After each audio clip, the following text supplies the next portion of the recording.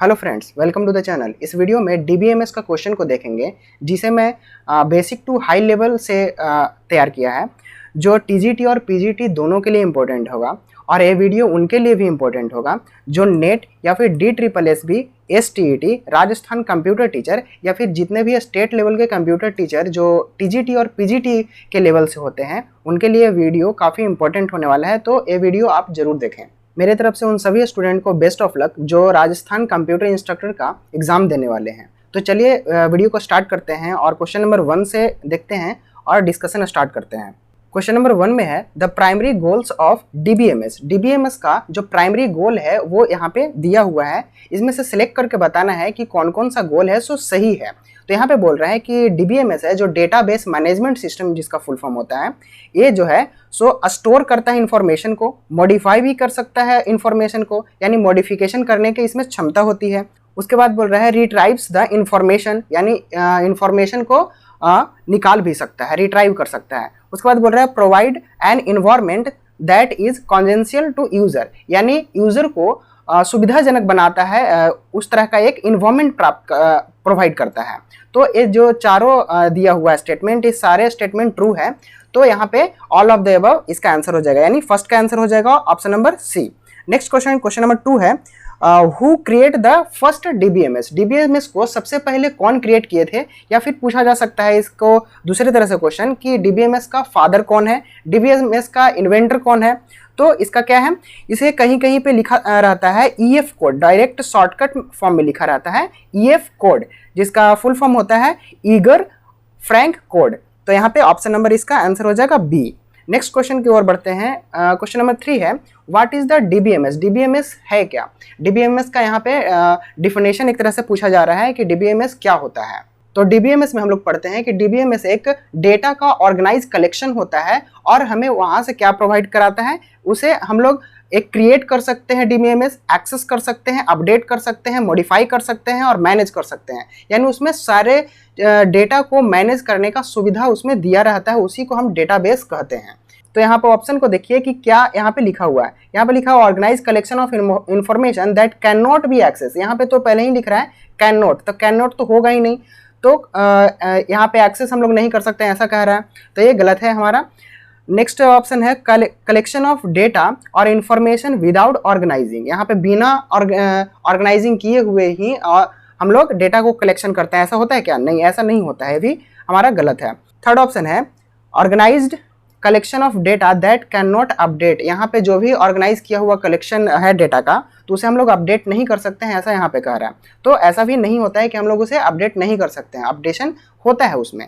यहाँ पे जो लास्ट ऑप्शन है उसमें बोल रहा है ऑर्गेनाइज्ड कलेक्शन ऑफ डेटा और information that can not B, can be, यहाँ पे कैन भी लिखा हुआ है, एक्सेस्ड, अपडेट एंड मैनेज्ड। हाँ, ये तीनों काम हम लोग करते हैं, तो यही डेटाबेस जो है सो प्रोवाइड कराता है। तो यहाँ पे इसके अनुसार क्या हो जाएगा, ऑप्शन नंबर डी आंसर हो जाएगा। नेक्स्ट क्वेश्चन 4 नंबर है विच of the following is not a type of database. Database का टाइप पूछ रहा है कि इसमें से कौन नहीं होता है। तो यहाँ पे 3 टाइप होते हैं और एक नहीं होते हैं। तो यहाँ पे जो डेटाबेस है उसे हम लोग जब डायग्राम के मदद से या फिर लॉजिकल डायग्राम के मदद से रिप्रेजेंट करते हैं, तो उसी में हम लोग टाइप दिखाने की कोशिश करते हैं। तो जैसे कि हियरार्किकल डेटा होता है, हियरार्किकल डेटा जो होता है सो ट्री के फॉर्म में होता है, तो ये भी हमारा ही सही है।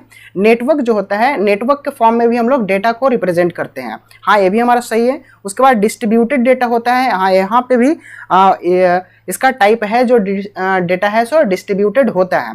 डिसेंट्रलाइज्ड डेटा नहीं होता है, डेटा जो होता है सो सेंट्रलाइज्ड होता है। तो इसका जो आंसर हो जाएगा सो ऑप्शन नंबर डी हो जाएगा। नेक्स्ट क्वेश्चन है, क्वेश्चन नंबर 5 है विच of the following is not a feature of DBMS. यहाँ पे डीबीएमएस का कुछ फीचर दिया हुआ है और बोला जा रहा है कि इसमें से कौन सा है जो डीबीएमएस का फीचर नहीं है। यहाँ पे देखिए कि हाई लेवल ऑफ सिक्योरिटी, हाँ डीबीएमएस का एक सबसे बढ़िया फीचर है कि जो सिक्योरिटी है वो सबसे हाई लेवल देता है, तभी तो हम लोग जो डेटा का सही ऑर्गेनाइजेशन कर पाते हैं और उसे सही से सभी जगह पे पहुंचा पाते हैं। नेक्स्ट है सिंगल यूजर एक्सेस ओनली। नहीं, यहाँ पे सिंगल यूजर एक्सेस नहीं होता है, यहाँ पे मल्टी यूजर एक्सेस होता है, तो यही होगा। बाकी और भी देख लेते हैं। सपोर्ट एसिड प्रॉपर्टी, हाँ एसिड प्रॉपर्टी को सपोर्ट करता है। एसिड का आप फुल फॉर्म याद रखिएगा कि एसिड का फुल फॉर्म होता है ए स्टैंड फॉर एटोमिसिटी, ठीक है। उसके बाद जो सी है, सी स्टैंड फॉर कंसिस्टेंसी, कंसिस्टेंसी। ये सब डेटा के रिगार्डिंग बोला जा रहा है कि डेटा जो होता है सो एटोमिसिटी होता है, कंसिस्टेंसी होना चाहिए उसमें, और डेटा जो होना चाहिए सो उसका आइसोलेशन होना चाहिए, यानी अपने आप में वो यूनिक होना चाहिए, आइसोलेशन। उसके बाद जो थर्ड है, D stand for durability. Durability मतलब कि जो डेटा है सो डेटा को जब भी हम स्टोर करें तो वो स्टोर उसमें रहे, वोलेटाइल ना हो, डिलीट ना हो, उसमें ड्यूरेबिलिटी का क्षमता होना चाहिए कि एक बार जब हम डेटा को सेव कर दिए तो सेव ही रहे, बाद में हम उसको रीयूज कर सकें। तो ये हमारा एसिड प्रॉपर्टी होता है, इसका कम से कम आप फुल फॉर्म याद रखिएगा, और हो सके तो इसका काम भी याद रखें कि एफ स्टैंड फॉर क्या होता है, सी स्टैंड फॉर क्या होता है। तो इस तरह से आपको याद रखना है एसिड प्रॉपर्टी के रिगार्डिंग टर्म्स। उसके बाद डी ऑप्शन में देखिए, minimize duplication and redundancy data. हाँ, डीबीएमएस का फीचर है कि डुप्लीकेसी को मिनिमम करना। अगर वहाँ पे बहुत सारा डेटा सेम टाइप का है या फिर सेम ही डेटा है तो उसका जो डुप्लीकेशन है वो कम करना, और रिडंडेंसी को कम करना। ये तीनों हमारा फीचर है, लेकिन जो ऑप्शन नंबर बी है वो फीचर नहीं है, और यहाँ पे वही पूछ रहा है कि not a feature of DBMS. तो इस तरह से इसका ऑप्शन नंबर बी जो है सो यहाँ पे आंसर हो जाएगा।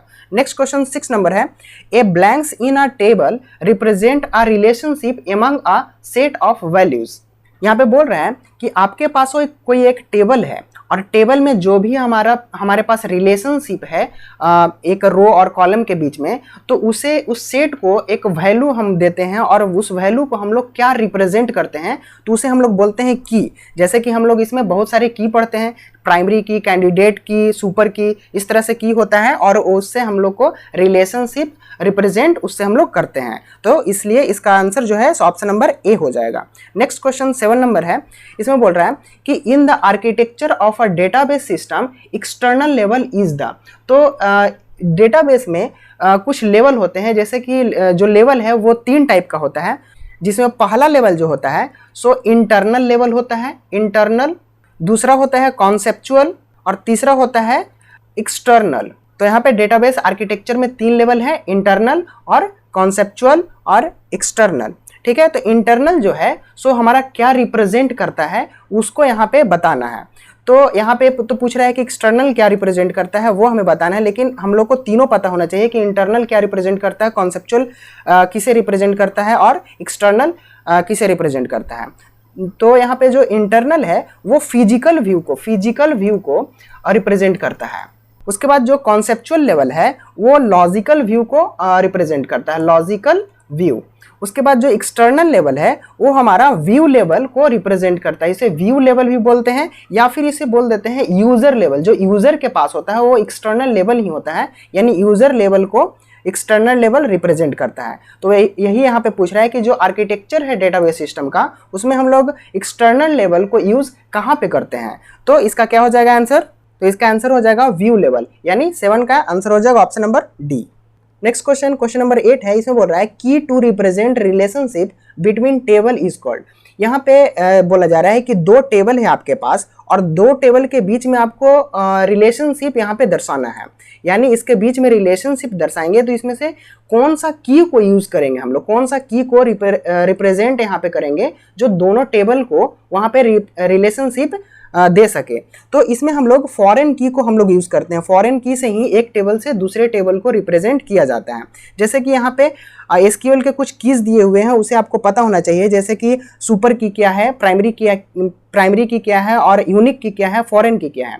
तो फॉरेन की यहाँ पे पूछा जा रहा है, तो फॉरेन की क्या होता है कि एक हमारा ये स्टूडेंट टेबल है और दूसरा टेबल है डिपार्टमेंट टेबल। तो स्टूडेंट टेबल में आप देखिए कि एक डिपार्टमेंट आईडी दिया हुआ है, इसे हमने क्या बना दिया, यहाँ पे फॉरेन की रिलेशनशिप में एक कन्वर्ट किया, तो इसे हम लोग फॉरेन की हम लोग बना दिए। उसके बाद जो डिपार्टमेंट टेबल है, इसमें हम जो डिपार्टमेंट आईडी है उसे हम लोग प्राइमरी की बना दिए। तो प्राइमरी की से फॉरेन की को ऐड करना ही हमारा क्या कहलाता है, रिलेशनशिप दोनों टेबल में रिप्रेजेंट कराना होता है। इसमें जो कॉलम होगा जो दोनों डिपार्टमेंट आईडी का, वो दोनों सेम ही होना चाहिए, दोनों का वैल्यू सेम होना चाहिए, तभी दोनों कनेक्ट कर पाएगा एक दूसरे से। तो इस तरह से हम यहाँ पे रिप्रेजेंट करते हैं फॉरेन की को। नेक्स्ट क्वेश्चन की ओर बढ़ते हैं। क्वेश्चन नंबर 9 है, द RDBMS टर्मिनोलॉजी फॉर रोज यहाँ पे RDBMS के टर्म में अगर हम रो को देखें तो रो को यहाँ पे क्या बोला जाता है। तो यहाँ पे सबसे पहले आपको सारी चीज़ के बारे में पता होना चाहिए, जैसे कि कभी कभी पूछ लेता है कि टेबल को क्या कहा जाता है या फिर रिलेशन को क्या कहा जाता है। तो रिलेशन और टेबल दोनों ही एक ही चीज़ को कहा जाता है। टेबल को हम लोग रिलेशन भी बोल सकते हैं और रिलेशन को टेबल भी बोल सकते हैं। तो इस तरह से यहाँ पे दिया हुआ। नेक्स्ट यहाँ पे देखें कि एक टेबल है हमारे पास, जो इसका कुछ भी हम नाम दे सकते हैं, जैसे कि मान लीजिए यहाँ पे कस्टमर नाम का एक टेबल है जिसमें कस्टमर का आईडी है, एक इसमें कस्टमर का नेम है और उसका स्टेटस है कि वो एक्टिव है या इनएक्टिव है। इसमें अगर देखें तो कस्टमर आईडी सबका रहेगा, सो यूनिक रहेगा। तो जो भी हमारा यूनिक नंबर होता है, यूनिक रो होता है, उसे हम लोग प्राइमरी की बनाते हैं, उसे क्या बोलते हैं, प्राइमरी की बोलते हैं। उसके बाद यहाँ पे कॉलम में जो भी हमारा एट्रीब्यूट है उसे हम लोग क्या बोलेंगे, डोमेन बोलेंगे। जो नल नहीं होना चाहिए, उसमें कुछ ना कुछ डेटा होना चाहिए। उसके बाद जो इसके क्वेश्चन को अनुसार बोल रहा है कि क्वेश्चन के अनुसार बोल रहा है कि रो को हम लोग क्या बोलेंगे, तो रो हमारा ए वाला है, इस तरह का जो होता है वो रो होता है।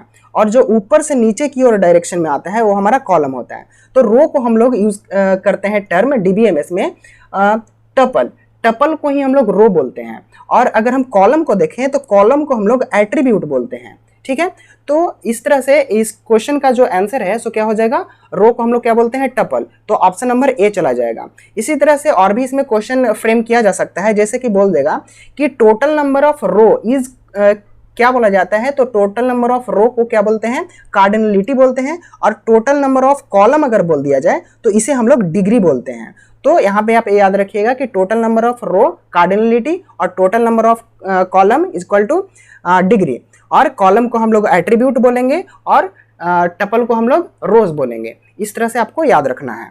नेक्स्ट क्वेश्चन नंबर 10 है, a blanks is a set of column that identifies every row in a table. यहाँ पे बोला जा रहा है कि अगर आपके पास कोई एक टेबल है और उसमें हमें प्रत्येक रो को आइडेंटिफाई करना है, यानी set of column that identify every row. यहाँ पे कोई एक सेट ऑफ कॉलम दे दिया है गया है और उसमें से उसको यूज करके हमें बताना है कि प्रत्येक को रो को आइडेंटिफाई करना है, तो उसे हम लोग कौन से की के मदद से हम लोग उसे आइडेंटिफाई कर सकते हैं। तो इसमें हम लोग यूज करते हैं सुपर की। सुपर की के मदद से ही सेट ऑफ कॉलम को यूज करके हम लोग आइडेंटिफाई कर सकते हैं एवरी रो को। तो इसलिए जो 10 का आंसर है सो ऑप्शन नंबर डी हो जाएगा। नेक्स्ट क्वेश्चन है क्वेश्चन नंबर 11। इसमें बोल रहा है a set of possible data values is called. मतलब कि जो सेट ऑफ पॉसिबल डेटा है उस वैल्यू को हम लोग क्या बोलते हैं, तो उसे हम लोग बोलते हैं डोमेन। डोमेन को ही क्या बोलते हैं, सेट ऑफ पॉसिबल डेटा। तो यहाँ पे इसका आंसर हो जाएगा option number A. Next question 12 number है, इसमें बोल रहा है ए प्राइमरी की of combined with a foreign की क्रिएट्स। अभी हम लोगों ने कुछ देर पहले हम लोग देखे हैं कि दो हमारे पास टेबल है और दो टेबल को हम लोग को ऐड करना है, यानी जोड़ना है, रिलेशनशिप में हम लोग को देना है। तो हम लोग उसे फॉरेन की के मदद से ही हम लोग उसे जोड़ते हैं। तो उसमें एक होता है प्राइमरी की और एक तरफ होता है फॉरेन की। तो प्राइमरी की और फॉरेन की को ऐड करना ही क्या कहलाता है यहाँ पे, रिलेशन। तो यहाँ पे वही पूछ रहा है कि जो रिलेशन होता है वो किस फॉर्म में होता है, वो पेरेंट चाइल्ड रिलेशनशिप में होता है या फिर मेनी टू मेनी में होता है या फिर नेटवर्क मॉडल में होता है। तो इस तरह से यहाँ पे पूछ रहा है। तो यहाँ पे क्या होता है कि एक पेरेंट चाइल्ड होता है और पेरेंट टेबल में एक कन्वर्ट किया जाता है और एक कन्वर्ट किया जाता है चाइल्ड टेबल में। क्योंकि हाँ पेरेंट जो होता है, जैसे कि जिसमें हम लोग प्राइमरी की लगाएंगे, मतलब कि प्राइमरी की जिसमें लगा हुआ रहेगा उसे हम लोग पेरेंट की मान लेंगे, पेरेंट हम लोग रिलेशन मान लेंगे। और उसके नीचे हम लोग चाइल्ड बहुत सारा टेबल को जोड़ सकते हैं उसके मदद से, फॉरेन की के मदद से, और उसका हम लोग रिलेशन बहुत बड़ा भी बना सकते हैं। तो दो ही टेबल में सिर्फ रिलेशन नहीं होता है, दो से अधिक टेबल में भी रिलेशन किया जा सकता है। तो उसे हम लोग पेरेंट चाइल्ड रिलेशनशिप के माध्यम से ही उस टेबल को कनेक्ट कर पाते हैं। तो इसलिए इसका आंसर जो है सो ऑप्शन नंबर ए हो जाएगा। नेक्स्ट क्वेश्चन नंबर 13 है, इसमें बोल रहा है which are the two ways in which identity can participate in a relationship. यहाँ पे बोला जा रहा है कि एंटिटी को पार्टिसिपेट किया जाता है रिलेशन में और उसे दो तरीका से उसमें पार्टिसिपेट करवाया जाता है। तो वही पूछ रहा है कि इसमें दो जो तरीका है पार्टिसिपेट करवाने का एंटिटी का रिलेशनशिप में वो क्या है। इसमें पैसिव और एक्टिव होता है क्या, या फिर टोटल पार्शियल होता है, या फिर सिंप्लेक्स और कॉम्प्लेक्स होता है। तो यहाँ पे जो हम लोग पार्टिसिपेट करवाते हैं एंटिटी का वो टोटल या फिर पार्शियल होता है। या तो हम उसे टोटल रूप से हम लोग उसे पार्टिसिपेट करवा देते हैं, या तो हम उसे पार्शियल मतलब कुछ कम यानी आधा या फिर 50% को ही हम लोग पार्टिसिपेट करवा पाते हैं। तो इस तरह से दो वे होता है उस रिलेशनशिप में पार्टिसिपेट करवाने का एंटिटी के द्वारा, ठीक है। तो इसलिए ऑप्शन नंबर इसका बी आंसर हो जाएगा। नेक्स्ट क्वेश्चन है 40 number, A table join with itself is called. कोई टेबल है और वो खुद से जुड़ना चाहता है तो उसे हम लोग क्या बोलते हैं? तो इटसेल्फ यहाँ पे दिख रहा है पहले ही से ही कि इटसेल्फ मतलब कि सेल्फ ज्वाइन। इसका आंसर ही होगा क्या? Option number be self join. Next question है 15 नंबर, इसमें बोल रहा है in which constants is a foreign की रेफरेंस द प्राइमरी की ऑफ अ टेबल। यहाँ पे कांस्टेंट से क्वेश्चन है जिसमें कांस्टेंट डिफरेंट डिफरेंट टाइप के होते हैं, जैसे कि यहाँ पे डोमेन कांस्टेंट्स है, की कांस्टेंट्स है, रेफरेंशियल इंटीग्रिटी कांस्टेंट्स है। तो बहुत तरह का कांस्टेंट्स होते हैं जिसमें यहाँ पे पूछा जा रहा है कि जो फॉरेन की रेफरेंसेस है और जो प्राइमरी की और फॉरेन की को जोड़ता है वो कौन से कांस्टेंट्स के अंदर में आता है? तो वो होता है रेफरेंशियल इंटीग्रिटी कांस्टेंट, यानी ऑप्शन नंबर इसका सी आंसर सही हो जाएगा। नेक्स्ट क्वेश्चन है 60 नंबर, इसमें बोल रहा है in which of the following statement is a correct regarding primary key. Primary key के रिगार्डिंग यहाँ पे पूछ रहा है कि कौन कौन जो ऑप्शन स्टेटमेंट है वो करेक्ट है। इसे पहला जो स्टेटमेंट है इसे बोल रहा है द वैल्यू ऑफ प्राइमरी की मस्ट बी यूनिक। हाँ, प्राइमरी की को यूनिक होना चाहिए, होना पड़ेगा ही पड़ेगा, क्योंकि अगर हमें किसी और टेबल को ज्वाइन करना हो तो फॉरेन की क्या करता है, प्राइमरी की से ही रेफरेंशियल इंटीग्रिटी से रिलेशनशिप बनाता है। तो यहाँ पे जो प्राइमरी की है वो यूनिक होना चाहिए। उसके बाद जो बोल रहा है कि प्राइमरी की का वैल्यू कैन नेवर चेंज। यहाँ पे बोल रहा है कि प्राइमरी की का वैल्यू चेंज नहीं होना चाहिए। तो हाँ, ये भी बात सही है, प्राइमरी की का वैल्यू चेंज नहीं होना चाहिए। अगर हम इसमें कुछ भी चेंज करेंगे तो फॉरेन की पे इफेक्ट पड़ेगा, फिर हमें फॉरेन की का भी वैल्यू चेंज करना पड़ेगा। तो इतना हमारे पास टाइम नहीं होता है कि फॉरेन हर टेबल में जाकर के फॉरेन की को हम चेंज करें। तो इसलिए यहाँ पे क्या होगा कि जो प्राइमरी की का जो वैल्यू है वो कभी चेंज नहीं होगा। थर्ड स्टेटमेंट है द वैल्यू ऑफ प्राइमरी की कैन नेवर नल। हाँ, ये भी बात सही है कि जो प्राइमरी की का जो वैल्यू है वो नल नहीं होना चाहिए, उसमें कुछ ना कुछ डेटा होना ही चाहिए, और वो डेटा होना चाहिए वो यूनिक होना चाहिए और चेंज भी नहीं होना चाहिए। तो इस तरह से जो तीनों स्टेटमेंट है वो हमारा ट्रू हो गया। इसलिए यहाँ पे जो ऑप्शन नंबर सी है ऑल ऑफ दीज यहाँ पे सही हो जाएगा। नेक्स्ट क्वेश्चन है 70 नंबर, इसमें बोला blanks means multiple copies of the same data item. यहाँ पे बोल रहा है कि जो मल्टीपल कॉपीज होता है सेम डेटा का उसे हम लोग क्या बोलते हैं? तो सेम डेटा का मतलब होता है कि डेटा का डुप्लीकेसी, यानी डेटा हमारा डुप्लीकेट हो गया, यानी डुप्लीकेसी यहाँ पे हो गया। और डुप्लीकेसी का मतलब होता है रिडंडेंसी। डुप्लीकेसी का मतलब क्या होता है? रिडंडेंसी। यानी डेटा रिडंडेंसी का मतलब ही होता है सेम डेटा बोल लीजिए या फिर उसको बोल लीजिए डेटा डुप्लीकेसी। तो इसका आंसर जो है सो ऑप्शन नंबर डी हो जाएगा।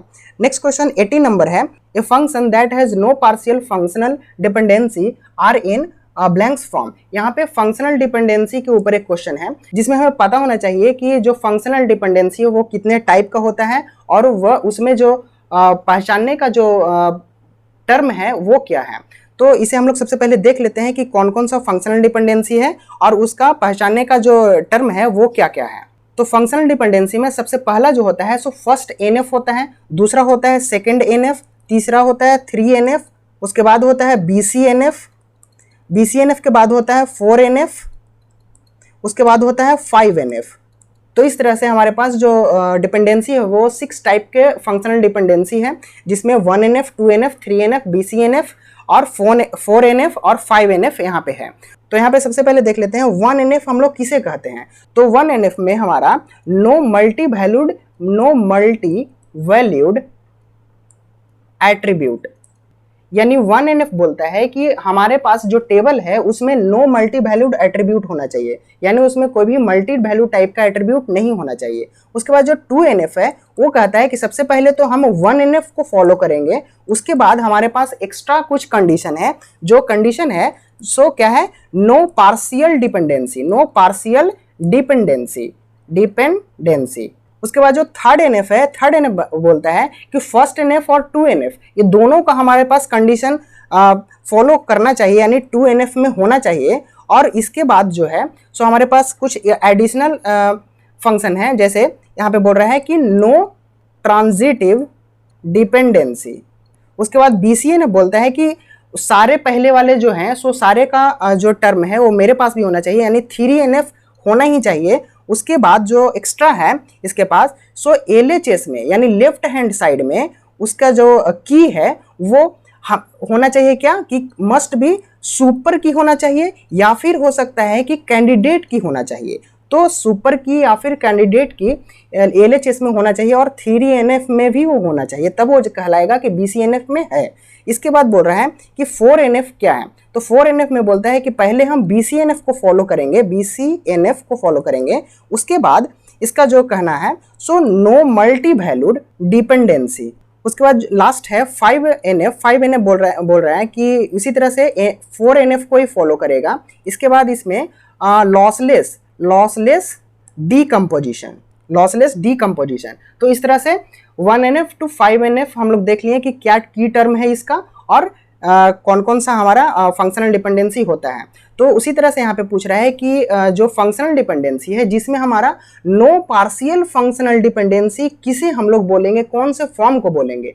तो इसमें देखिए कि नो पार्शियल डिपेंडेंसी कहाँ पे है, तो 2NF में आप देखिए यहाँ पे कि 2NF में बोल रहा है कि 1NF होना ही चाहिए, उसके बाद नो पार्शियल डिपेंडेंसी इसमें होना चाहिए, यानी इसका आंसर क्या हो जाएगा 2NF, ऑप्शन नंबर बी। और इसमें जो सारे हैं 1NF जो है 2NF 3NF, इसका आपको जो डिफिनेशन है और इसका जो की टर्म है उसे आपको पता होना चाहिए, ताकि अगर क्वेश्चन पूछे एग्जाम में तो डायरेक्टली आप इस तरह से देख करके आप आंसर दे सकते हैं वहाँ पे। और यहाँ पे एक चीज़ और कि आप देख रहे हैं कि जो हम क्वेश्चन यहाँ पे सेट किए हैं so basic to high level को देख करके किए हैं, ताकि TGT और PGT दोनों एग्जाम में वैल्यूएबल हो सके। नेक्स्ट क्वेश्चन की ओर बढ़ते हैं, 19 नंबर। इसमें बोल रहा है कि if relation is in BCNF then, यहाँ पे बोल रहा है कि अगर कोई रिलेशन BCNF में है तो उसे क्या होना चाहिए। तो इसका एक हियरार्किकल फॉर्म है, जो स्टार्ट करते हैं अगर हम लोग 1NF से लेकर के BCNF या फिर 5NF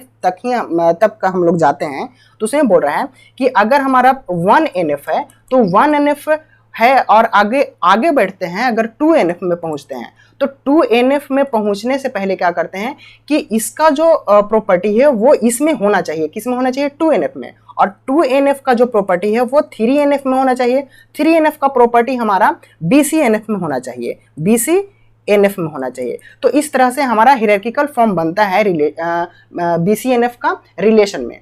तो यहाँ पे आप देखिए कि अगर वो BCNF है तो ये तीनों जो प्रॉपर्टी है वो BCNF में अवेलेबल होगा ही होगा। तो इसलिए इसका जो आंसर है वो क्या हो जाएगा, ऑल ऑफ द एबव यहाँ पे हो जाएगा, यानी 1NF भी इसमें होगा, 2NF भी होगा और 3NF भी होगा। BCNF में 1NF 2NF और 3NF ये तीनों प्रॉपर्टी हमारा मौजूद होंगे, तभी वो BCNF बन पाएगा और BCNF का जो एक्स्ट्रा जो क्वालिटी है वो यहाँ पे फिर सपोर्ट कर पाएगा। अब हम लोग नेक्स्ट क्वेश्चन की ओर बढ़ते हैं, जो लास्ट क्वेश्चन है यहाँ पे 20 नंबर क्वेश्चन।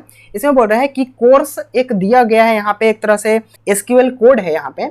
तो कोर्स में बोल रहा है कि कोर्स ID है और सेक्शन ID है और सेमेस्टर है, तीन यहाँ पे एट्रीब्यूट दे दिया गया है, यानी हमारे पास कॉलम है, कॉलम को ही एट्रीब्यूट बोलते हैं। तो यहाँ पे बोल रहा है कि कोर्स ID है, एक सेक्शन ID है और सेमेस्टर है। तो यहाँ पे बोला जा रहा है कि here the course ID, section ID end semester, ये तीनों क्या है, ये तीनों हमारा अभी बताएं कि ये तीनों कॉलम में है लिखा जाएगा, यानी एक तरह से एट्रीब्यूट बन जाएगा, एट्रीब्यूट, ठीक है। और यहाँ पे जो कोर्स है, जो कोर्स दिखा रहा है, तो ये तीनों को हम लोग जब रिप्रेजेंट करेंगे तो मान लीजिए हमारे पास इस तरह से एक टेबल बना जिसमें हम लोग तीन कॉलम बनाए, ठीक है, तीन कॉलम, जिसमें पहला जो कॉलम है यहाँ पे कोर्स ID, दूसरा कॉलम सेक्शन ID और तीसरा कॉलम सेमेस्टर, ठीक है। तो ये तीन कॉलम बन गया। उसके बाद जो ये पहले जो लिखा गया है, तो जब भी हम लोग SQL का कोड लिखते हैं तो अगर हम लोग ब्रैकेट से पहले एट्रीब्यूट को क्रिएट करने से पहले जब हम कुछ लिखते हैं तो वो क्या कहलाता है, टेबल का नेम, वो टेबल का नेम है। यानी यहाँ पे आप लिख सकते हैं इसको कोर्स को, तो कोर्स क्या है, यहाँ पे टेबल है। टेबल को हम लोग और किस नाम से जानते हैं, तो रिलेशन के नाम से जानते हैं। यानी जो यहाँ पे कोर्स ID और सेमेस्टर और सेक्शन, ये क्या बन गया, एट्रीब्यूट बन गया। और कोर्स जो है सो यहाँ पे क्या बन गया, रिलेशन बन गया, यानी टेबल बन गया। तो इस तरह से एट्रीब्यूट और रिलेशन यहाँ पे आंसर हो जाएगा, यानी इसका आंसर हो जाएगा ऑप्शन नंबर ए। तो आशा करते हैं कि आप लोग को यह वीडियो अच्छा लगा होगा और जो डिस्कशन मैं किया हूँ वो काफ़ी हद तक डिटेल डिस्कशन किया हूँ। अभी जो राजस्थान कंप्यूटर इंस्ट्रक्टर का एग्जाम होने वाला है 18 और 19 को, तो उसमें भी एक इस तरह का क्वेश्चन आने का ज़्यादा संभावना है। और जो भी मैं वीडियो बनाया हूँ इस तरह से, जो जिसमें सेट बाय सेट करके हर सब्जेक्ट के ऊपर क्वेश्चन लाया हूँ, तो उसे आप एक बार जरूर देख करके एग्जाम में जाएं, ताकि आपको कुछ ना कुछ वहाँ से बेनिफिट जरूर हो। मेरे तरफ से सभी को बेस्ट ऑफ लक एग्जाम के लिए। जो 18 और 19 को एग्जाम देने जा रहे हैं वो बढ़िया से एग्जाम दें। जब भी एग्जाम में बैठे तो एकदम मन को पहले शांत कर लें, ताकि कोई भी हड़बड़ी वहाँ पे ना दिखाएं। हड़बड़ी में क्या होता है कि आपका क्वेश्चन गलत होने का चांसेस बढ़ जाता है। इसलिए जब भी आप क्वेश्चन को सॉल्व करें तो बहुत ही शांत होकर के सॉल्व करें। अगर आपको नहीं आ रहा है तो आप उस क्वेश्चन को स्किप कर जाएं, और जो क्वेश्चन आ रहा है एकदम 100% आप श्योर हैं, पहले उस क्वेश्चन पर आप फोकस करें। तो अगर आप शुरू में अगर बनने लगेगा क्वेश्चन, तो बाद में अगर उसको देखिएगा जो क्वेश्चन नहीं बना है तो वो भी लास्ट में बनने लगेगा, क्योंकि उस समय फिर आप उस इन्वायरमेंट में इन्वायरमेंट फ्रेंडली हो जाइएगा और फिर हर क्वेश्चन आपसे सॉल्व होगा, इजीली सॉल्व होगा। तो इस वीडियो को यहीं तक रखते हैं। अगर आपको यह वीडियो अच्छा लगा है तो इस वीडियो को लाइक करें और चैनल को भी सब्सक्राइब करें, ताकि हम और भी आगे के जो भी वैकेंसी आती है उसके बारे में हम आपको इन्फॉर्म कर सकते हैं। Okay, thank you.